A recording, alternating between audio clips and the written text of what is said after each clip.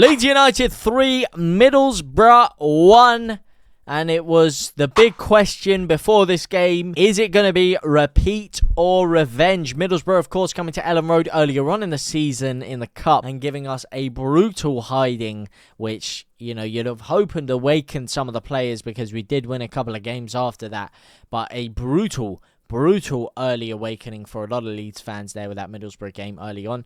And you'd hope Leeds United would respond in customary fashion that you would expect after being humiliated, and that is to go back all guns blazing podcast style and pick out a great result against such a foe. And that today we did. We got the result, 3-1 in the end. Decent for the goal difference, of course, with Sunderland dropping points. Not as many as we'd like because they did equalise in the 93rd minute to make that 1-1. Burnley drawing as well, so picking up points on them. Leeds United are now in first place, 2 points above Sheffield United, who, of course, still have that game in hand. So it's looking good for Leeds United. We're comfortably in the top 2 right about now, and we just got to hope that we can maintain these results. Now, on the performance for Leeds United, that is where you raise a few eyebrows and you start to ask a couple of questions, because was it the most enthralling game? No, but that is a Leeds United game. Was it the most edgiest seat, crazy excitement game? No, because Leeds again still have a little bit of a deficiency in terms of creating chances in the final third. We get ourselves into the final third, but the final ball just always seems to be missing that bit of oomph, that bit of razzmatazz, unfortunately. But we did eventually get a goal very fortuitously through the knee of Wilfried Gnonto. It was crossed in by DJ at the disco, whose crosses have been phenomenal this year, really. His end product is drastically improved since Leeds United have been relegated down to the Championship. And it was a great run by Gnonto to get himself into the box. And then the goalkeeper goes to clear it. As he goes to clear it, he just slams the ball straight into the knee of Wilfried Gnonto, who deflects the ball into the back of the net. And it was fortuitous, it was lucky, but it was a goal for Leeds United, and that is all that counted because it did put Leeds ahead. But then after that, you'd like to see Leeds make it 2 or 3 or 4, because as we know, we do have suspect defending, especially from set pieces. We keep it 1-0, relatively cagey at times, but we did still control the game. You have to give the balance, and the balance is we controlled the game. But then you end up giving away an own goal from a corner, and this is what I'm saying by Leeds. 1 goal Leeds, not enough. We need to keep our foot on the gas after we get that first goal and not trying to play too cautiously or conservative, because you're likely to always give up another one. And we did. Thankfully, it wasn't too late in the game. It was only the 55th minute or so. Wöber headed the ball into the back of his own net. Beautiful fucking goal. Don't get me wrong, if that's the other end, that is a fantastic goal. Sublime flick on from the front post, straight into the corner. Takes the goalkeeper out of the game. Just a shame. It was your own fucking goal he did that in, Wöber.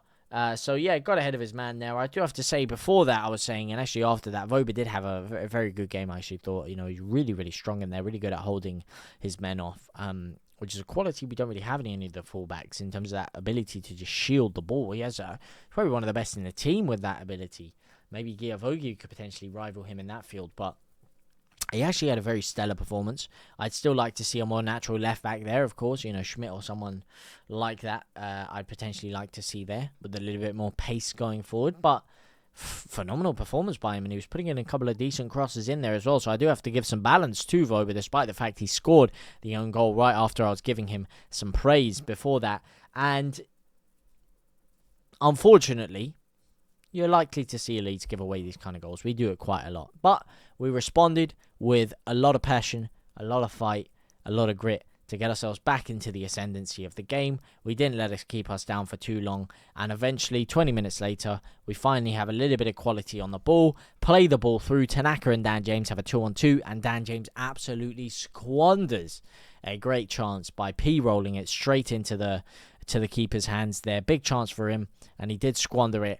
But what happens 30 seconds later, right after I'm saying, mate, you got to put your laces through that, you got to smash that there, a little bit more power, lift it a little bit, You know, he's too quick. He's taking it. It's too tamed of an effort.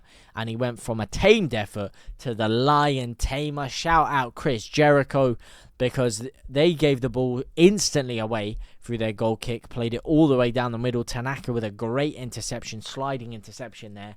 And then he flicks it through to Pijo, who looks over to his right-hand side. And Dan James, not deterred by his earlier miss, is making a storming run down the right-hand side, which you love to see from DJ. He's picked out, and this time he opens his head up, looks up, and rifled the ball into the top left-hand corner. Phenomenal goal from Dan James, and phenomenal performance again. That guy is really, really, really, really good. I have a lot of high ratings for Dan James. He has really changed his game around since Leeds have been relegated, and he's been a phenomenal asset for Leeds United in the Championship.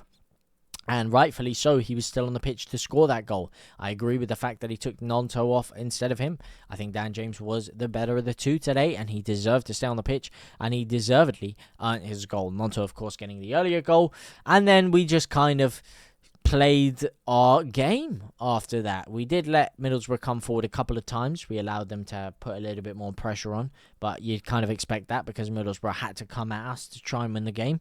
We defended well. We defended resolutely. And then last 10 minutes or so, including the 7 minutes of stoppage time, we just absolutely took the game to them. We started picking the balls around nicely. We started hitting them on sharp counter-attacks, bring a couple of changes on, brought Giavogi on, brought Schmidt on, and just really started to attack them very, very well, hammer them down, and then eventually we did get a third goal by courtesy of Tanaka, of all people, making a great storming run forward, which I guess is what you get to see when Giavogi's behind him, taking some of the defensive responsibility away from him. Of course, he came on for Rothwell.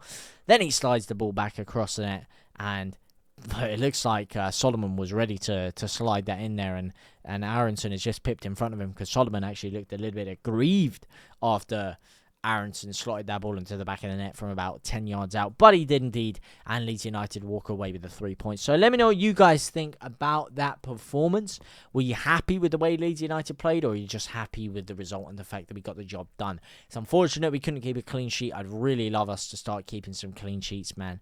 We do have the best goal difference out of any of those sides around us, but I would like it to be a little bit higher, just because, you know, Leeds have the odd clanger in us, and also we're not a side that's going to win a 4 or 5-0, so keeping clean sheets is the best way to bolster up that goal difference, because come the end of the season, it might be very, very important. You never know, especially the way it's so tight right now.